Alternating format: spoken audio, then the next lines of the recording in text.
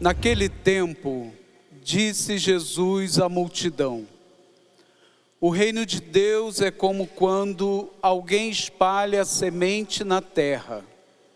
Ele vai dormir e acorda, noite e dia, e a semente vai germinando e crescendo, mas ele não sabe como isso acontece.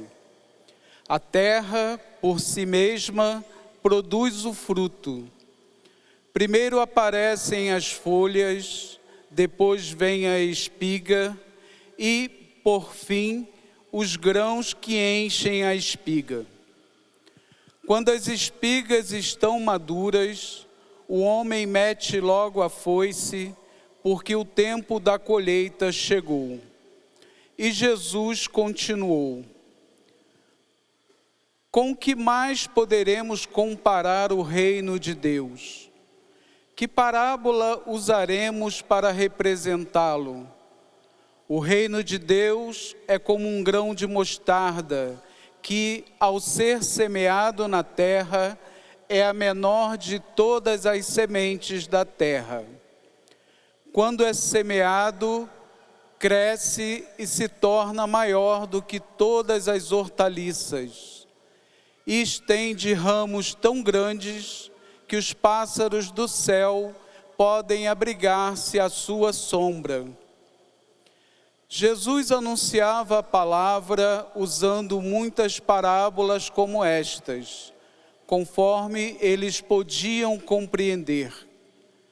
E só lhes falava por meio de parábolas, mas, quando estava sozinho com os discípulos, explicava tudo.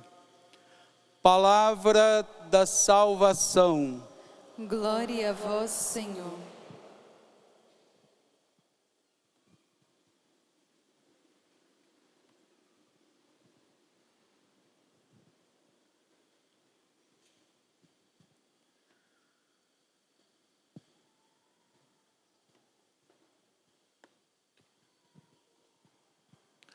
Queremos acolher todos os membros do Exército de São Miguel com a salva de palmas para vocês. Sejam muito bem-vindos.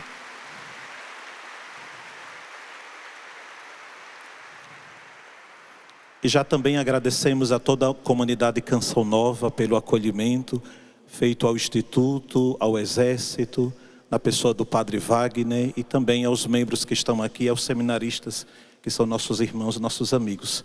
Deus abençoe os senhores. Queremos aplaudir a Canção Nova, lugar de carismas.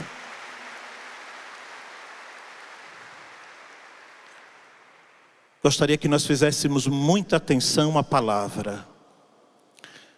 E gostaria que vocês acompanhassem esses dias que começamos ontem, debaixo da força do Espírito Santo, da poderosa intercessão da Santa Virgem Maria e de São Miguel Arcanjo, porque a liturgia de hoje e a própria igreja vai apresentar para você o grande segredo do seu crescimento espiritual. E aqui eu gostaria, senhores padres, irmãos e Padre Emanuel e querido Instituto Resede e querido Exército, quero colocar para vocês uma preocupação que eu tenho no meu coração. Os nossos encontros, eles são lindos, maravilhosos, cheios de unção, porque o Senhor assim o faz, mas eu tenho medo que eles fiquem na superficialidade do encontro propriamente em si. Porque é muito bom viajar, é muito bom vir ao encontro, é muito bom fazer fotografias, é muito bom nos abraçarmos, é muito bom nos emocionarmos, mas o Senhor quer uma outra coisa de você. E eu gostaria que você entregasse. Só que essa entrega ela é livre e espontânea, porque dela depende o seu crescimento. Se você pudesse definitivamente nesta sexta, hoje e amanhã, sábado e domingo, neste final de semana, você entregasse inteiramente o seu coração ao Senhor Jesus. Porque é o que Ele quer. Cristo quer o nosso coração mais do que qualquer outra coisa. Eu sei que você veio entregar as suas doenças, você veio entregar o seu casamento, você veio entregar a sua família, você veio entregar a sua dificuldade financeira. Nós estamos aqui orando, intercedendo pelo Brasil, pela nossa nação. Mas eu vou revelar para você, tudo começa não quando você entrega estas coisas e outras que eu citei. Tudo começa quando você entregar o coração ao Senhor Jesus. Porque nossa conversão, meus irmãos, começa no coração.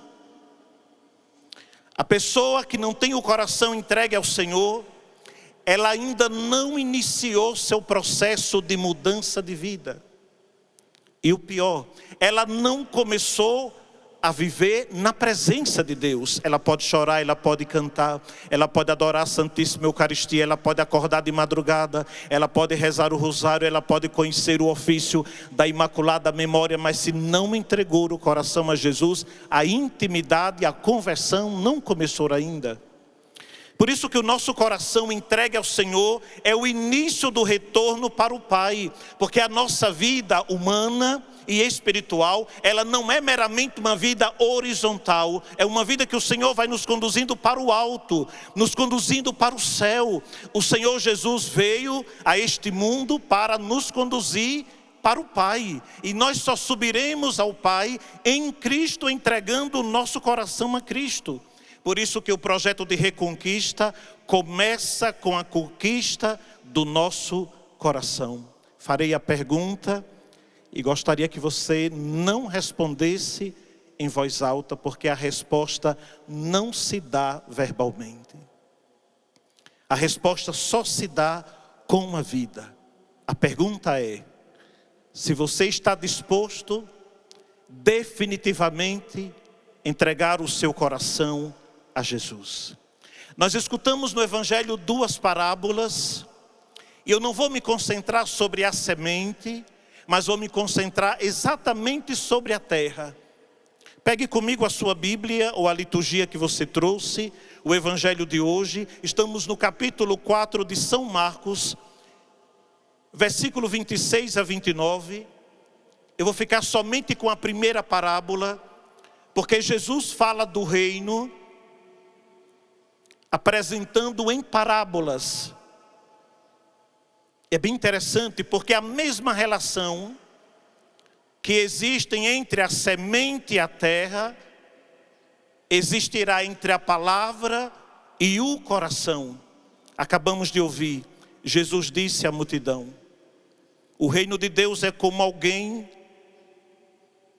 quando alguém espalha a semente na terra. Ele vai dormir e acorda noite e dia, e a semente vai germinando e crescendo, mas ele não sabe como isso acontece.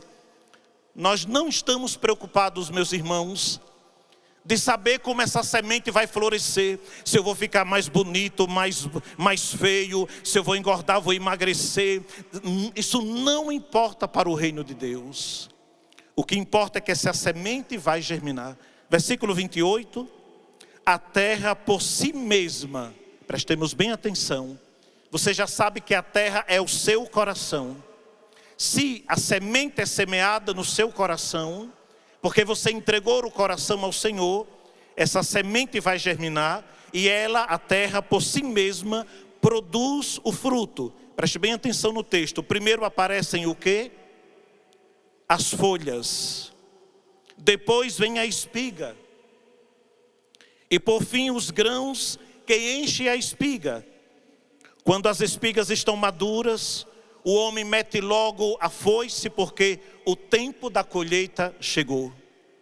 A essa altura, eu preciso da ajuda de São Gregório Magno para explicar essa parábola.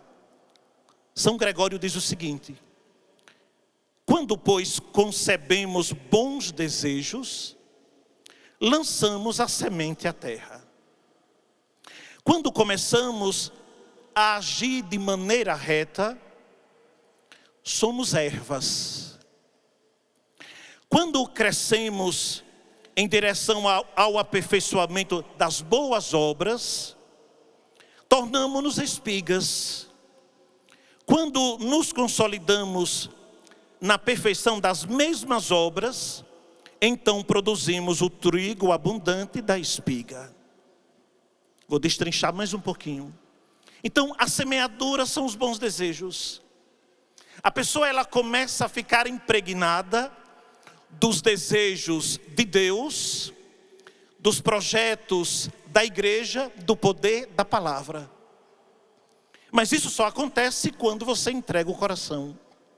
Depois vem as folhas, que são as ervas. É a ação de maneira reta.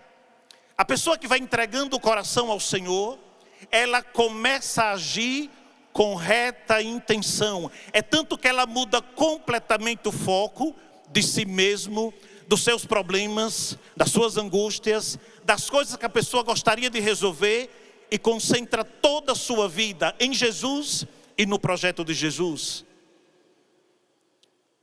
A espiga é quando o aperfeiçoamento das boas obras começam. Porque o Senhor nos criou para sermos dele, para nos transformarmos nele, mas também para sermos perfeitos. Não entendamos perfeição do ponto de vista social ou meramente humano. Entendamos perfeição no crescimento da vida divina. E os grãos o que são? Perseverança e consolidação das boas obras. E já vou dizer logo de novo. Essas coisas só acontecerão naqueles que entregarão o coração ao Senhor. É a proposta.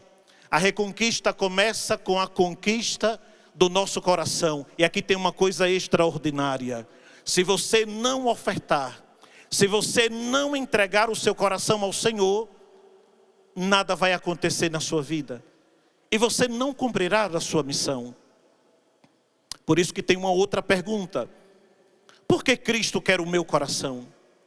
Eu só gostaria de entregar a minha vida, minhas dificuldades, minhas tristezas.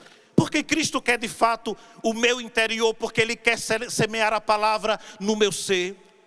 Meus irmãos, é porque o coração representa todo o interior da pessoa humana. Na verdade, tudo que você tem, tudo que você é, está dentro do seu coração. Então, o coração nas Escrituras é a metáfora que representa o interior dos céus e o fundo dos mares. Basta consultar o livro do Deuteronômio, o livro do Êxodo e o profeta Jonas. Esses três textos falam que o coração é tão profundo como o próprio céu, tão profundo quanto os mares, tão profundo quanto a própria alma. Então, quem conhece a profundeza do céu? Só o Senhor. Quem conhece as profundezas dos mares? Ninguém conhece, de tão profundo que é. Quem conhece você? Só o Senhor conhece você. Então, nas Escrituras, o coração é a sede do amor, dos afetos, do desejo, da alegria, do pesar, da tristeza, da coragem, do desânimo, da confiança, do orgulho, da inteligência, da memória, da imaginação e do cuidado. Você até poderia já perguntar, então, padre, tudo acontece dentro do meu coração. Exatamente isto. É por isso que nós somos tentados continuamente a despistarmos o nosso coração da presença de Deus, da oração, da intimidade, da palavra, do recolhimento, do silêncio. Porque o inimigo de Deus sabe que na hora em que você entregar o coração a Ele, Ele nunca mais poderá te atingir. Porque você fez a virada da chave. E é bem interessante, meus irmãos, que para os judeus, os antigos judeus, todos os órgãos do corpo dependem do coração. O projeto de reconquista depende do seu coração. Por gentileza, não esperem por nós. O exército, os irmãos e as irmãs, o instituto, o projeto depende de você. Diga para a pessoa que está ao seu lado isto: depende de você. Depende de você. E aqui eu gostaria de citar um pequeno egoísmo que nós temos bem disfarçado dentro da igreja. Eu chamo daqueles pecados elegantes, porque nós temos pecados extravagantes, pecados vergonhosos, mas nós temos pecados elegantes, que são aqueles disfarçados, aqueles que na verdade são pecados baseados no egoísmo e no egocentrismo. Não, eu fui lá no encontro, amei as pregações, amei a adoração, fui tocado pela palavra de Deus, mas quando eu chego em casa eu não me envolvo, eu não me comovo, eu não convido outras pessoas. No máximo eu mostro só as lembrancinhas que eu levei do 4º encontro nacional. Isso é pecado. Sabe qual é o nome dele? Omissão. O pecado de omissão, ele é elegante. Então todos os órgãos do corpo dependem do coração. O crescimento do exército, do projeto, o crescimento da igreja depende do Espírito, da graça, e depende de você. São Paulo, ele diz que o Espírito Divino foi derramado ontem, vocês se recordam, dentro do nosso coração. Romanos capítulo 5. O amor de Deus foi derramado em nossos corações pelo Espírito Santo que nos foi dado. Onde habita o Espírito Santo? Dentro do nosso coração. Nós já dizíamos isto ontem. Por isso que é preciso recordarmos que nós já somos de Deus, porque Ele nos criou, porque Ele nos redimiu pelo seu sangue e porque o Espírito Divino habita dentro de nós. São Paulo ainda continua. Na segunda carta aos Coríntios, capítulo 1, versículo 22, ele diz: Ele nos marcou com o seu selo e deu aos nossos corações o penhor do Espírito. Por isso tudo começa com a entrega do nosso coração. Espero que você se disponha. Espero que você entregue. Espero que você oferte. Mas ainda tem outra pergunta. Se entregarmos o nosso coração ao Senhor Jesus hoje, nesta sexta-feira, o que acontecerá de fato comigo? Vou revelar para você. Se você puder pegar a sua Bíblia, Jeremias, capítulo 24, versículo 7. E depois o capítulo 31, vou dar o segredo. Jeremias 24, 37 diz: Eu lhes darei um coração capaz de conhecer-me e de saber que eu sou o Senhor. Extraordinário. Já estou entregando aqui. Tenho 23 anos de ministério. Este ano completarei 24 anos de ministério. E a palavra de Deus, eu não me canso de me emocionar com a palavra de Deus. Quero hoje, sexta-feira, de novo entregar o meu coração a Jesus. Por quê? Porque eu quero conhecer o Senhor. Eu quero saber quem Ele é. Eu quero entrar em sua presença. Eu quero entrar em sua glória. Eu quero vê-lo. Vocês querem ver o Senhor, meus irmãos? Nós o veremos face a face, tal como Ele é. Mas isso só acontecerá, e vou estar repetindo isto, se você entregar o seu coração a Jesus. É tão belo ver Jesus no ostensório, não é emocionante? Quando o Santíssimo entra. É tão belo ver Jesus na divina liturgia, nos ministros do altar, nos sacramentos, na assembleia reunida. É maravilhoso. Só que aqui nós estamos celebrando no mistério. Ele está escondido no meio de nós. Ele está invisível, escondido na hóstia santa, escondido na assembleia, escondido no ministro, escondido na palavra. Mas Ele não quer mais ficar escondido. Ele quer retirar o véu para que você o veja, o conheça, entre no mais profundo da intimidade com Ele. Isso só se você entregar o seu coração. Veja Jeremias capítulo 31, versículo 33. Eis a aliança que então farei com a casa de Israel, oráculo do Senhor. Eu lhe incutirei a minha lei. Eu a gravarei em seu coração. Serei o seu Deus e Israel será o meu povo. Quanta coisa linda, bela. O Senhor fará com que eu o conheça, me dará a capacidade de conhecê-lo, de saber quem Ele é. O Senhor vai colocar dentro de mim a sua lei, Ele vai gravar no meu coração a sua lei, e Ele será o meu Deus, e eu serei membro do seu povo. Isso se entregarmos o coração a Jesus. Por isso, meus irmãos, não estejamos aqui como espectadores, estejamos aqui como participantes, que todos nós estejamos envolvidos. Já estão cansados? Ou não foi fraco? Já estão. Já estão cansados? Mais um passo.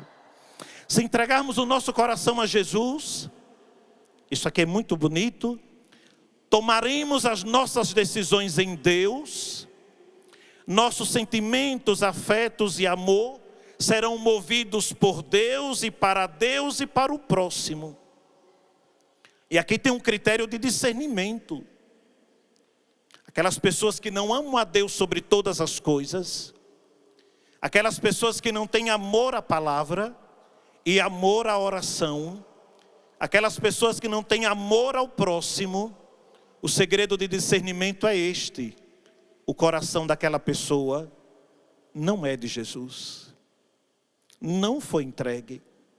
Ezequiel diz: derramarei sobre vós águas puras, que vos purificarão de todas as vossas imundícias e de todas as vossas abominações. Eu vos darei um coração novo e vos porei um espírito novo. Tirarei do vosso peito o coração de pedra e vos darei um coração de carne. Dentro de vós colocarei meu espírito, fazendo com que obedeçais as minhas leis e sigais e observeis os meus preceitos. Por isso, meus irmãos, que nós não queremos julgar ninguém, pelo contrário, nós somos mais pecadores do que todos vocês aqui. Mas o segredo era entregar o coração. Eu sou pároco, e na paróquia a gente vê muito isso, pessoas dedicadas, pessoas ofertadas, pessoas iluminadas pela graça, mas tem outras pessoas que nós precisamos arrastar, empurrar, quase como quem tentando convencê-los que tem que rezar, que tem que servir, que tem aquilo, mas na verdade é porque tais pessoas não entregaram o coração a Jesus. E é bem interessante, nosso corpo, nossa mente, nossa vida só vai para onde vai o coração. Já prestaram atenção nisso? Quando você faz uma coisa forçado, sem alma, sem ânimo, sem coração, só para agradar alguém, a coisa não funciona. Porque aonde está o seu coração, lá está o quê? O seu tesouro. Disse Jesus: ajuntai para vós tesouros no céu, onde não consomem nem as traças, nem a ferrugem, e os ladrões não furtam nem roubam. E aí diz Jesus, versículo 21 de Mateus 6, porque onde está o teu tesouro, lá também está o teu coração. Se o teu tesouro está no céu, se o teu coração está no Senhor, o seu coração vai para lá e toda a sua vida vai se dirigir para lá. Por isso, meus irmãos, já estou para concluir. O que devemos fazer, Padre? Devemos fazer todo o esforço para termos um coração reto contra o coração torto e duplo. Isto é, devemos purificá-lo. Ora, o que sai do homem, isso é o que mancha o homem. Já escutaram essa passagem bíblica? Porque é do interior do coração dos homens que procedem os maus pensamentos, devassidões, roubos, assassinatos, adultérios, cobiças, perversidades, fraudes, desonestidade, inveja, difamação, orgulho e insensatez. Todos estes vícios procedem de dentro e tornam impuro o homem. Então precisamos purificar. Eu peguei um texto para vocês de um monge da Cartucha, Agostinho. Ele diz: o coração humano é uma cidade, deveria ser uma fortaleza. O pecado a vendeu. Desde então é uma cidade indefesa que precisa voltar a reconstruir suas muralhas. O inimigo continuamente coloca obstáculos e o faz com toda a sua habilidade e força, com astúcia e ardor. Apresenta pensamentos tão bem-sucedidos, às vezes imaginações tão inúteis, tão fascinantes ou tão temíveis, envolve tudo com motivos tão patentes, que é capaz em cada momento de nos distrair, de nos fazer sair da presença de Deus. E ele diz: é necessário continuamente se restabelecer, isto é, purificar-se, mudar, entregar o nosso coração ao Senhor. Então a nossa transformação começa quando purificamos o nosso coração. Bem-aventurados os puros de coração, porque verão a Deus. Escutaremos isto domingo. Só vai ver a Deus quem tem o coração puro. O Senhor retribuiu-me segundo a minha justiça, segundo a pureza de minhas mãos diante dos seus olhos, diz o Salmo 17. É preciso purificar. O texto de Provérbios diz: quem ama a pureza do coração, pela graça dos seus lábios, é amigo do rei. E quem é o nosso rei? O Senhor Jesus. Os corações impuros, desonestos, impregnados de trevas, eles não estão na presença de Deus. Vamos aprender a purificar o nosso coração? Você topa? Sim? Queremos purificar o nosso coração. Eu vou começar com uma coisa terrível, mas já estou concluindo. Vou começar com uma coisa terrível. Descobrimos que existe uma serpente dentro do paraíso do nosso coração. Você pode dizer até quem está ao seu lado: você tem uma serpente dentro de você. Lá no Nordeste diríamos: Ave Maria, que coisa horrorosa. A purificação começa quando eu descubro a serpente. Posso dizer o nome dela? Tentação.